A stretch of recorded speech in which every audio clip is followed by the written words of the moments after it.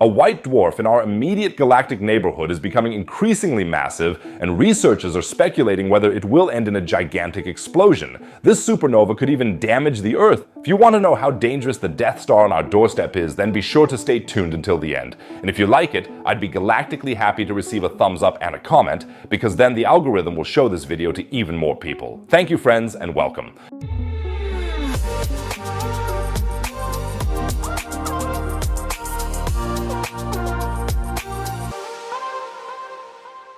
Luckily, in the original Star Wars trilogy, there was Luke Skywalker who jumped into the trench of the Death Star in an X-Wing to shoot a torpedo into the ventilation shaft that could destroy the Death Star. So the engineers of the Death Star must have been the same as those of the Berlin airport, because to mess up a major galactic project like that is quite an achievement. Even if the scene from Star Wars was perhaps a little unrealistic, we should still learn a lot from the Jedi Knight Luke, because there really does seem to be a Death Star in our immediate galactic neighborhood. At least, if these media headlines here are to be believed. Death Star before explosions. Death Star threatens our Earth. Okay, it looks like we're really dealing with something serious here, so I'm off to eat one last pizza. But before we all head off to the Last Supper, let's find out what this alleged imminent mega explosion is all about. These headlines were about the white dwarf T Pyxidis. Okay. It lies around 10,000 light years away from Earth and is a really special star. A white dwarf is the remnant of a star that is at the end of its life and can no longer carry out nuclear fusion because all its reserves have been used up. Our Sun, for example, will also become a white dwarf at the end of its life. First, it expands to such an extent that it swallows up the planets Mercury and Venus as a red giant and then falls back to a small white dwarf, leaving behind a beautiful planetary nebula. The highly dense core is then roughly the size of the Earth and weighs about half a solar mass. But it will be a long time before this happens. Our Sun will not meet this fate for another 5 billion years, so you can relax. T Pyxidis is a bit of an oddity in the Milky Way because it triggers a so-called recurrent nova. A supernova is different from a nova. A supernova is an extremely bright explosion that occurs at the end of the life cycle of stars that have at least 8 times the mass of our Sun. However, there are different types of supernova. Type 1a, for example, occurs in binary star systems when a white dwarf extracts matter from a companion star and crosses the so-called Chandrasekhar boundary. The Chandrasekhar limit is a theoretical limit for the maximum mass of white dwarfs. The limit states that a white dwarf can have a maximum mass of about 1.4 solar masses before collapsing and triggering a supernova. When the mass of a white dwarf reaches the Chandrasekhar limit, this leads to a rapid collapse of the white dwarf, followed by a supernova explosion. Or to put it another way, imagine I eat pizza without end and gain a lot of mass as a result. At some point, I reach the critical pizza limit and explode along with my scales. That's frighteningly realistic. And then there is the Type 2 supernova, which is the result of the collapse of the core of a massive star. Supernovae are among the brightest events in the universe and can briefly become brighter than an entire galaxy.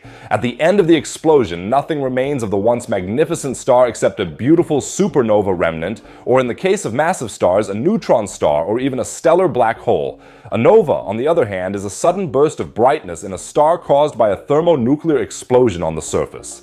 This happens, for example, in binary star systems in which a white dwarf and a companion star are present and where the white dwarf repeatedly taps material from the companion star. A bit like a brother and sister, and the older one always steals the pineapple slices from the younger one's Hawaiian pizza, except that there would be no explosion, although it depends on the temperament of the siblings.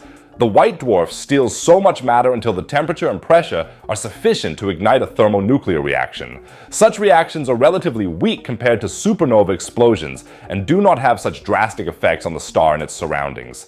The star survives this and can keep siphoning off stellar matter, and T Pyxidis is just such a pineapple robber. It continuously siphons off material from its companion and thus triggers the recurrent nova, i.e. a white dwarf that repeatedly experiences nova eruptions approximately every 20 years. Researchers have observed such outbursts of brightness in 1966, 1944, and 1920, for example. The white dwarf should actually have become active again sometime in the 1980s, but it did not. And people immediately asked themselves why not. It was not until 2011 that it was recognized that the star could have experienced a new outburst, and this outburst was the first in 40 years. So the white dwarf took its time, and that triggered a lot of speculation at the time, but it was simply almost 20 years too late. A bit like Deutsche Bahn always is, but I can already hear some of you complaining. So what if the star only reaches a nova? What do I care? Even though this outburst already occurred in 2011, there is now speculation as to whether the white dwarf could be heading for a supernova, namely when it has extracted enough mass and reached the aforementioned Chandrasekhar limit. Since T Pyxidis is causing a recurrent nova and has this companion, it is theoretically conceivable that at some point it will have accumulated the necessary mass to trigger a Type 1a supernova.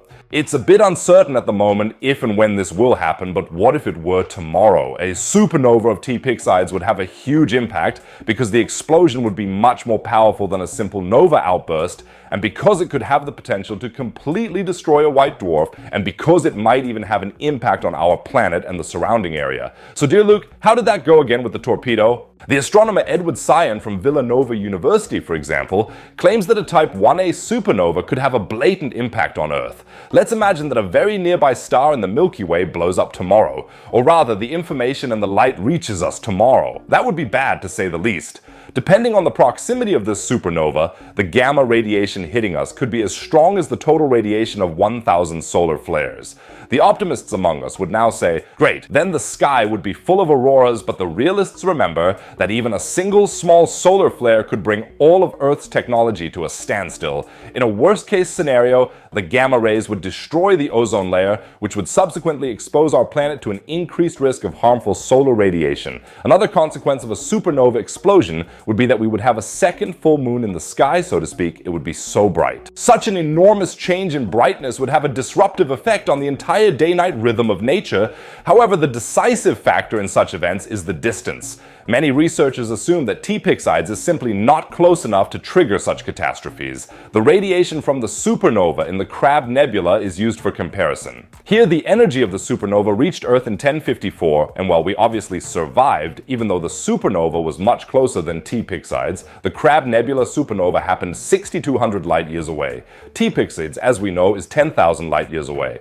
And even if this were to happen and T Pyxidis were to accumulate more material in the near future and aim for a supernova, we are still talking about very long cosmic periods of time until the energy of the supernova would reach us. That would be a period of time that we personally wouldn't have to worry about. So you see, people, no need to stress us, so for God's sake, don't build torpedoes to destroy the Death Star. If there are any changes to T Pyxidis soon, I'll keep you up to date as always, but you can only do that if you subscribe to my channel. It's absolutely free, you'll never miss another galactic video, and you'll help me immensely. So everyone, press the subscribe button, thank you very much. If you are now hooked and want to find out more about possible supernovae and novae, then I have something else for you. The star system T Coronae Borealis will very soon produce a nova that we can observe from Earth, and it will happen this year. This will be the astronomical event of the year, you can't miss it. So be sure to click on the video at the top right. And if you'd like to support my work, please take a look at the Astro Shop. Otherwise, I'll see you in the next video. Take care, friends.